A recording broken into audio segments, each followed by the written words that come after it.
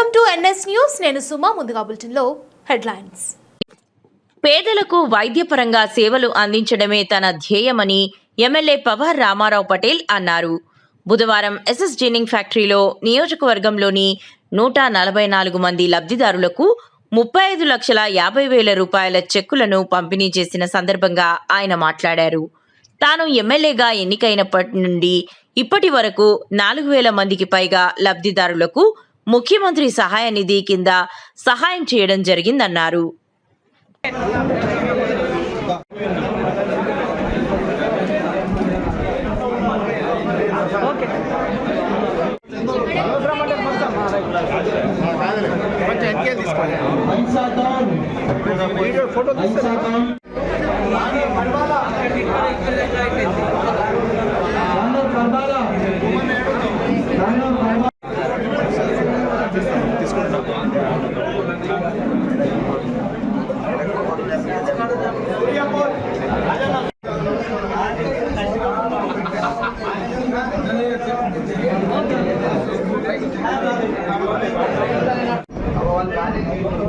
ఒక్క నిమిషం అట్లానే ఆగుల్ని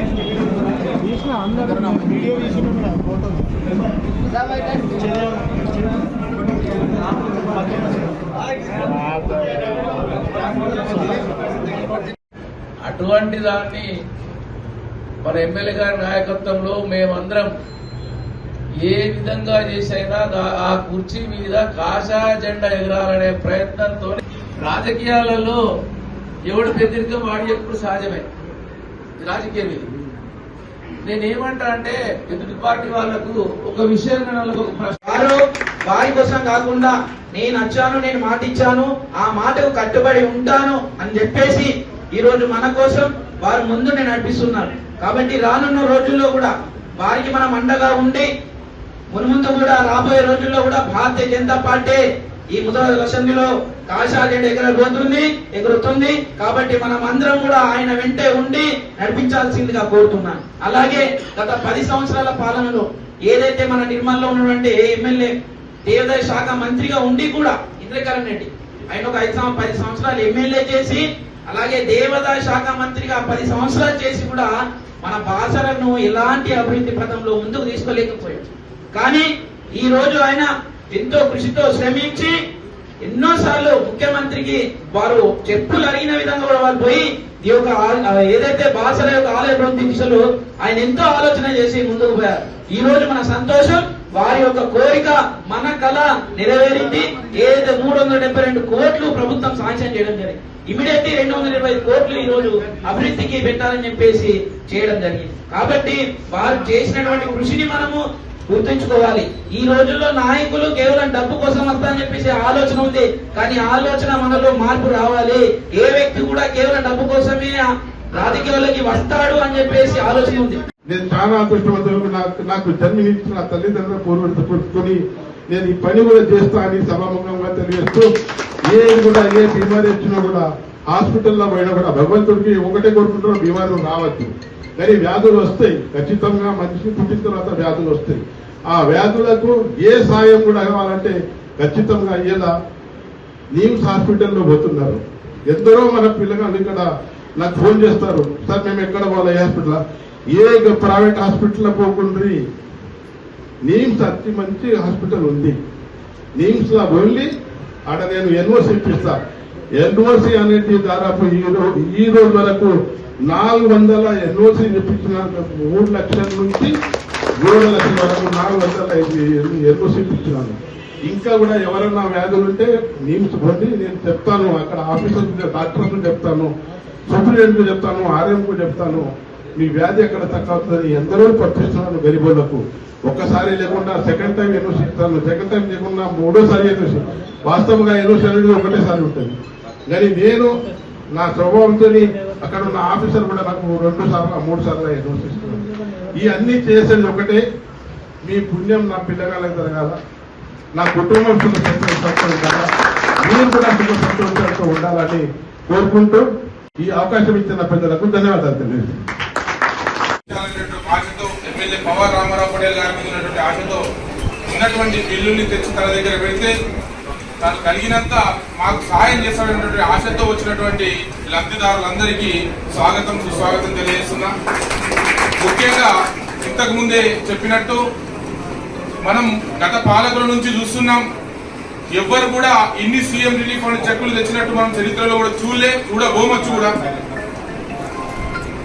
దాదాపు ఒక 4 నుంచి 5 మన వద్ద బెడ్ల వెటర్నరీ హాస్పిటల్ కావాలని రికమెండ్ చేస్తే అది కూడా ఆలోచిస్తారని ముఖ్యమంత్రి చెప్పడం జరిగింది. కుబేర్లో కూడా 30 బెడ్ల హాస్పిటల్ కావాలని కూడా అక్కడ ట్రైబల్స్ ఎక్కువ ఉన్నారు. ట్రైబల్ వాళ్ళకు బయట రావాలంటే ఇబ్బంది అవుతుందంటే అది కూడా చెప్పిండు. నేను ఇస్తాం ఖచ్చితంగా ఇస్తానని చెప్పడం జరిగింది. వైద్యం గురించి విద్య గురించి ఎప్పుడు కూడా నేను ఆలోచన అదే ఒకటి ఉంది, నాకు కావాలి కావాలి కావాలి.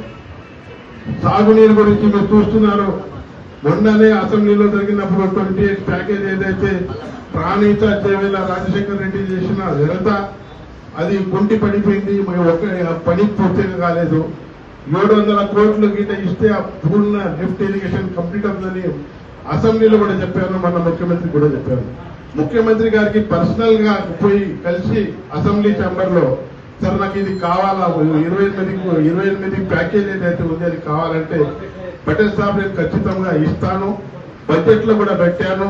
బడ్జెట్ లో ఏదైతే ఆదిలాబాద్ జిల్లాల ఉమ్మడి ఆదిలాబాద్ జిల్లాలో ఏదైతే ప్యాకేజెస్ పెండింగ్ ఉన్నాయి అది పూర్తి చేస్తా అని నాకు హామీ ఇవ్వడం జరిగింది.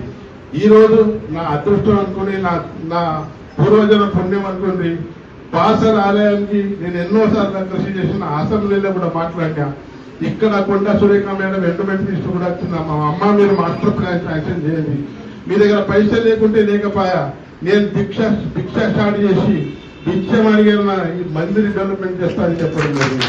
కానీ మా అదృష్టం అనుకుని ముఖ్యమంత్రి గారు స్వతः మన్మడికి అక్షర అభ్యాసం చేయడానికి వచ్చిండు, ఇన్ని గానం ఫండ్స్ ఇచ్చిండు. ఖచ్చితంగా బాసర టెంపుల్ ఏదైతే ఉంది మన కృష్ణ శిల్ప అంటే రాయితోని గర్భగుడి కట్టడానికి ముఖ్యమంత్రి గారు దాదాపు దానికి 225 కోట్లు శాంక్షన్ చేసి 372 కోట్లతోని జీవో జారీ చేశారు. మనం అందరం బాసర్ అనుకోండి, ముదల్ తాలూకా అనుకోండి, నీమల్ జిల్లా అనుకోండి, మనం అందరం మన అదృష్టవంతులు. చదువుల తల్లి ఏదైతే దక్షిణ భారతదేశంలో ఒకటే ఉంది, ఇంకొకటి కాశ్మీర్ లో ఉంది, కానీ పాకిస్తాన్ అప్రోచ్ కాశ్మీర్ లో ఉంది. దానికోసం ఒకటే టెంపుల్ మన దేశంలో ఉంది. ఆ టెంపుల్ ఇలా దాదాపు 372 కోట్లతో డెవలప్మెంట్ అవుతుందంటే మనం అందరం అదృష్టవంతులు. ఈ టెంపుల్ ఏదైతే కడుతున్నారో శీల అంటే రైతుని ఏదైతే కట్టుకున్నది కృష్ణశీల రైతుని 500 సంవత్సరాలు కూడా ఈ టెంపుల్ కు ఏం కాదు, అటువంటి టెంపుల్ కట్టుకున్నారు. అదేవిధంగా ఏదైతే సరస్వతి అమ్మవారికి మనం చూస్తున్నాం, దాని పక్కకు లక్ష్మీ అమ్మ ఉన్నది. లక్ష్మీ అమ్మకు మనం చూడగచ్చినాం. ఆ టెంపుల్ దర్వాజా చిన్నగా ఉన్న శాతం ఆ దర్వాజా కూడా పెద్దగా చేయాలా, సరస్వతి అమ్మ కనబడాలా, లక్ష్మీ అమ్మ కనబడాలంటే అది కూడా శాంక్షన్ చేపించి పెద్ద దర్వాజా చేద్దామని చెప్పడం జరిగింది. ఎన్నో విధాలుగా ఇక్కడ నుంచి బోర్డు అయిన తర్వాత కూడా ఆయనకి అనిపించిందో మన్మడ అక్షర అభ్యర్థులు అయిన తర్వాత బాసర్కు ఎంత నిధులు తక్కబడితే ఇంకా తక్కబడితే కూడా నేను ఇస్తాను, బాసర్కు డెవలప్మెంట్ చేస్తానని చెప్పిన కనుక నేను రేవంత్ రెడ్డి గారికి అయితే ముఖ్యమంత్రిగా పర్సనల్ గా రేవంత్ రెడ్డి గారికి ఎప్పుడు మీరు రుణపడి ఉంటాను. ఎందుకంటే ఇంత పెద్ద ఎత్తున నా నియోజకవర్గంలో డెవలప్మెంట్ చేస్తున్నట్టే నేను ఒక అదృష్టవంతుని, నా భాగ్యం అనుకోండి, నా పూర్వజన్మ పుణ్యం అనుకోండి.